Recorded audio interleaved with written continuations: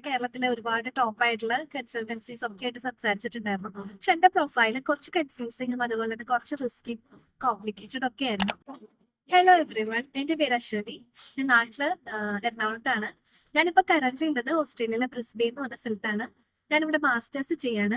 So ഞാനിപ്പോ വന്നിരിക്കുന്നത് എന്റെ ഒരു റിയൽ ലൈഫ് എക്സ്പീരിയൻസ് നിങ്ങളായിട്ട് ഷെയർ ചെയ്യാൻ വേണ്ടിയിട്ടാണ്. സോ ഞാൻ എന്റെ എബ്രോഡ് എഡ്യൂക്കേഷൻ ജേർണി പ്ലാൻ ചെയ്തപ്പോൾ തന്നെ എന്റെ മനസ്സിലുള്ള ഒരു കൺട്രി എന്ന് പറഞ്ഞാൽ ഓസ്ട്രേലിയ തന്നെയായിരുന്നു. അതുകൊണ്ട് തന്നെ ഞാൻ ഇതിനുള്ള പ്ലാനും കാര്യങ്ങളെല്ലാം മുന്നോട്ട് വെക്കുന്നതിനായിട്ട് ഞാൻ നമ്മുടെ കേരളത്തിലെ ഒരുപാട് ടോപ്പ് ആയിട്ടുള്ള കൺസൾട്ടൻസീസ് ഒക്കെ ആയിട്ട് സംസാരിച്ചിട്ടുണ്ടായിരുന്നു. പക്ഷെ എന്റെ പ്രൊഫൈൽ കുറച്ച് കൺഫ്യൂസിങ്ങും അതുപോലെ തന്നെ കുറച്ച് റിസ്കി കോംപ്ലിക്കേറ്റഡ് ഒക്കെ ആയിരുന്നു. സോ അതുകൊണ്ട് തന്നെ അവർക്കെല്ലാം എടുക്കാനായിട്ട് ഒരു കോൺഫിഡൻസ് കുറവുണ്ടായിരുന്നു.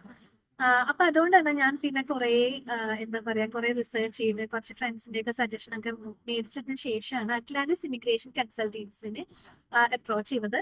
സോ എന്റെ മനസ്സിലുണ്ടായിരുന്ന ആ ഒരു എന്റെ പ്രൊഫൈലിനെ പറ്റിയിട്ടുള്ള ഒരു പ്രശ്നം അവർക്ക് ഉണ്ടായിരുന്നില്ല. സോ അവരത് വളരെ കൂളായിട്ട് തന്നെ ഹാൻഡിൽ ചെയ്തു. എന്റെ കോഴ്സ് സെലക്ഷനും എന്റെ യൂണിവേഴ്സിറ്റി സെലക്ഷനും അങ്ങനെയുള്ള എല്ലാ കാര്യങ്ങളും ചെയ്യാനായിട്ട് എന്നെ ഹെൽപ്പ് ചെയ്തത് അറ്റ്ലാന്റിസ് ഇമിഗ്രേഷൻ ഏജൻസി തന്നെയാണ്.